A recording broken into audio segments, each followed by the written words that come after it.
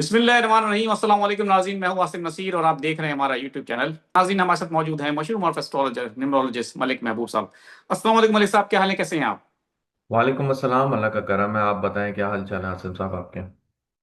मैं बिल्कुल ठीक हूं मलिक साहब, और खान साहब की रिहाई के हवाले से आपसे आज बात करना चाहता हूं, क्योंकि एक खबर सामने आई है। क्योंकि कुछ दिनों पहले आपने एक पेशेंट गोई भी की थी कि खान साहब के हवाले से आपने कहा था कि कोई जगह की तब्दीली नजर आती है, और जी। उनका नजर आता है कि शायद हो सकता है ट्रैवल भी नजर आता है। कहा जा रहा है कि कोट एंड कोट, तस्दीक नहीं कर सका इस खबर की मैं, लेकिन कहा जा रहा है कि उनको कोई बड़ी अच्छी डील ऑफर की जा रही है और फाइनल डील दी जा रही है। क्योंकि अब उनकी पार्टी तो किसी काम उनके आ नहीं रही है, तो उनको ये कहा जा रहा है कि जी आप ये डील एक्सेप्ट कर लें, क्योंकि पार्टी तो आपको बुला चुकी है। पार्टी कोई, सब जानते हैं, कोई ऐसी तहरीक चला नहीं रही, कोई कुछ कहीं नजर ही नहीं आ रही ग्राउंड पे। तो कहा जा रहा है कि जी आप मुल्क से बाहर चले जाएं 2 साल के लिए, उसके बाद जब वापस आएंगे तो तहरीक अपनी कैंपेन चलाएं, इलेक्शन की, इलेक्शन में जाएं, इलेक्शन लड़ें और तमाम सियासी सरगर्मियां जारी रखें। लेकिन इस वक्त आपको सियासी सरगर्मी जारी रखने की इजाजत नहीं दी जा सकती, और मुल्क से बाहर इलाज की गर्ज से जाया जा सकता है। क्या कहेंगे आप? ये खबर की तस्दीक नहीं कर सकता, लेकिन ये कोट अनकोट कहा जा रहा है कि इस तरह की डील ऑफर की जा रही है। आपको लगता है कि आने वाले दिनों में खान साहब के सितारों में, आपको लगता है कि कोई ट्रैवल वगैरह है या बाहर जा सकते हैं? देखिए आसिम साहब, सबसे पहले तो बात यह है कि ये जो मैंने एक रीडिंग दी थी आपको, वो उनके वक्ती जायचे के हिसाब से दी थी। और वक्ती जायचे के हिसाब से डिस्प्लेसमेंट मुझे फेब्रवरी से नजर आ रही है। और फेब्रवरी से आपने देखा है कि वो कंटिन्यूसली हॉस्पिटल और दूसरे मतलब मसाइल का सामना भी कर रहे हैं। लेकिन इसमें जो इम्पोर्टेंट चीज होती है वो हम देखते हैं 12th house. 12th house normally travel का होता है। 12th हाउस आइसोलेशन का होता है। खुदा ना खास्ता नुकसान का होता है। बीमारियों का होता है। हॉस्पिटलाइजेशन का होता है। बहुत सारे अदर फैक्टर्स का भी 12th हाउस कहलाता है। अब आप ये बोलेंगे अगर इतने सारे हैं फिर तो ये कोई भी तुक्का लग जाएगा आपका। ऐसे ही है ना। अब बात ये है कि नहीं, अब मैं नहीं इसको कहूंगा। नहीं मतलब एक नॉर्मल रूटीन आम आदमी भी यही बोलेगा कि यार इतनी सारी अगर आप ऐसी चीजें बता रहे हैं तो फिर तो बिल्कुल कुछ ना बिल्कुल। कुछ तो लग ही जाएगा। इसमें कौन सी कोई बड़ी बात है। अब मसला ये है कि इनके लिए एग्जैक्ट रीडिंग के लिए डिफरेंट वर्गा चार्ट्स देखने पड़ते हैं।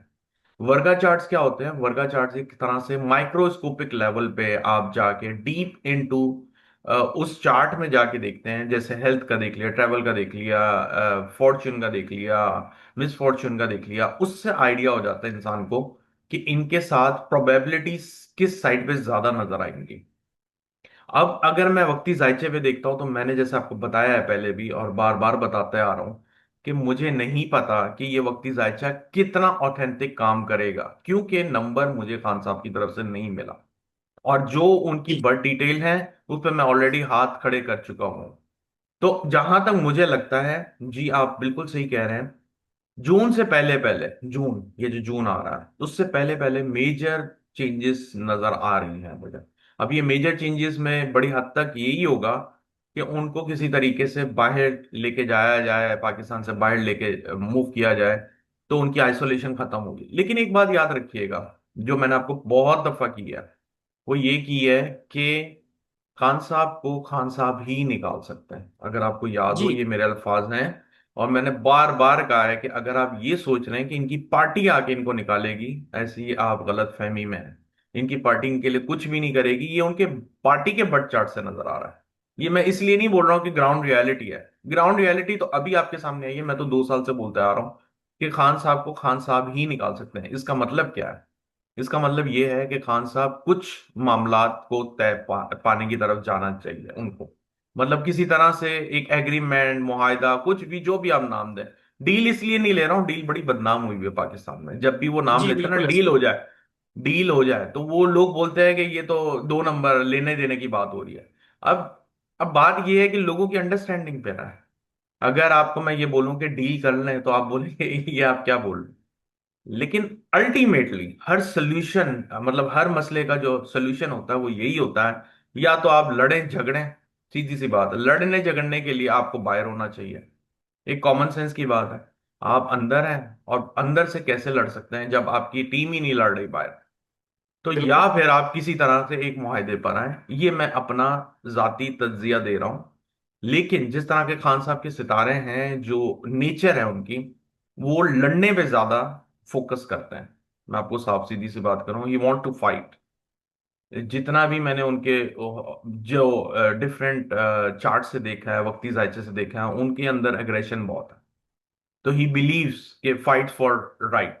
तो बस वो राइट के लिए ना फाइट करना जानते हैं। लेकिन एक दूसरा रास्ता भी होता है, उस पर अगर ये करेंगे तो जरा आसानी से निकल आएंगे।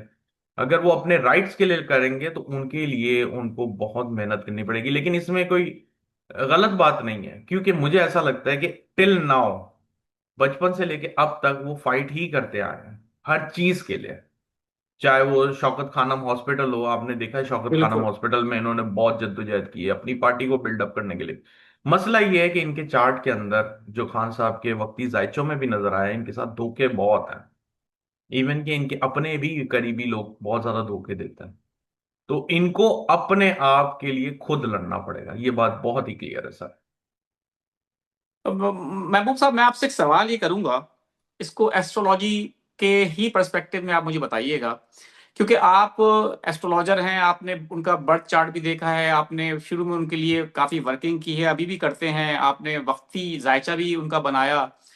तो आपको क्या लगता है, और मैं इस पे तज्जिया ही थोड़ा चाहूंगा कि आपने कहा एक फाइटर भी हैं वो, खबरें इस तरह की आ रही है कि उनको डील ऑफर हो सकती है, मुल्क से बाहर जा सकते हैं, ट्रैवल भी है। आपको क्या लगता है, आप अगर इसका निचोड़ निकालें तो आपको क्या लगता है कि वो पाकिस्तान में रुक के फाइट करेंगे, या हो सकता है कि इलाज की गर्ज से मुल्क से बाहर जा सकते हैं?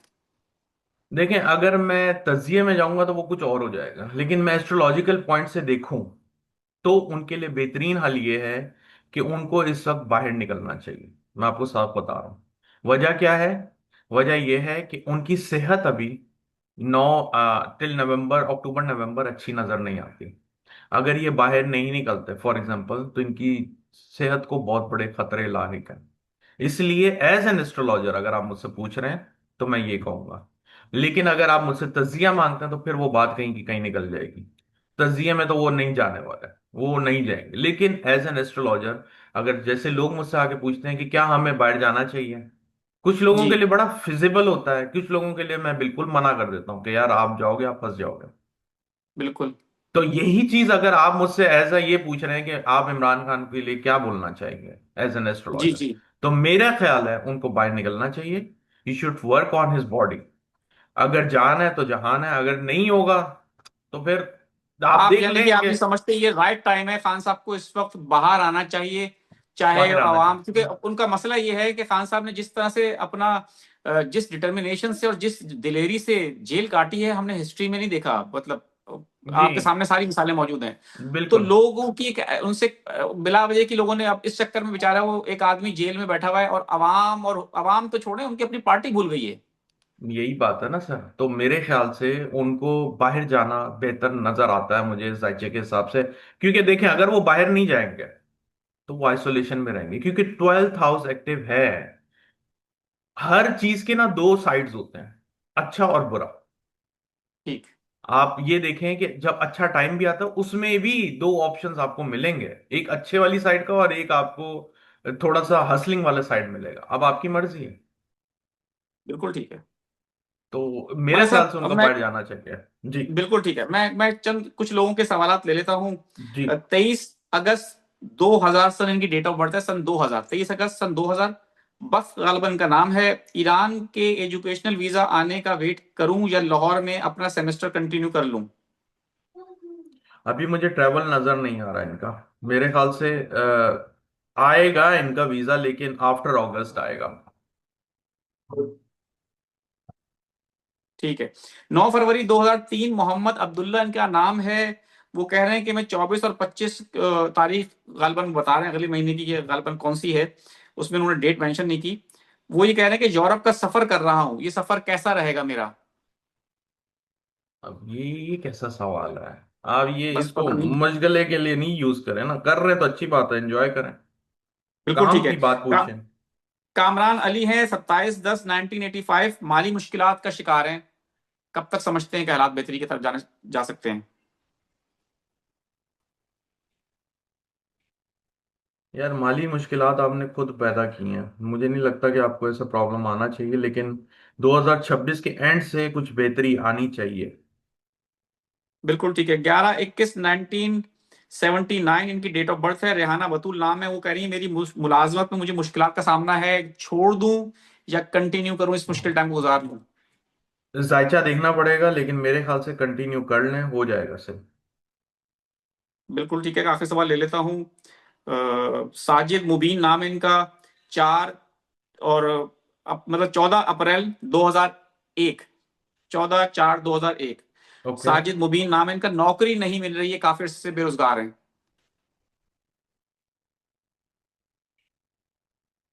कोशिश करें, इस साल में आपको मिलनी चाहिए, मिल जाएगी आपको बहुत जल्दी।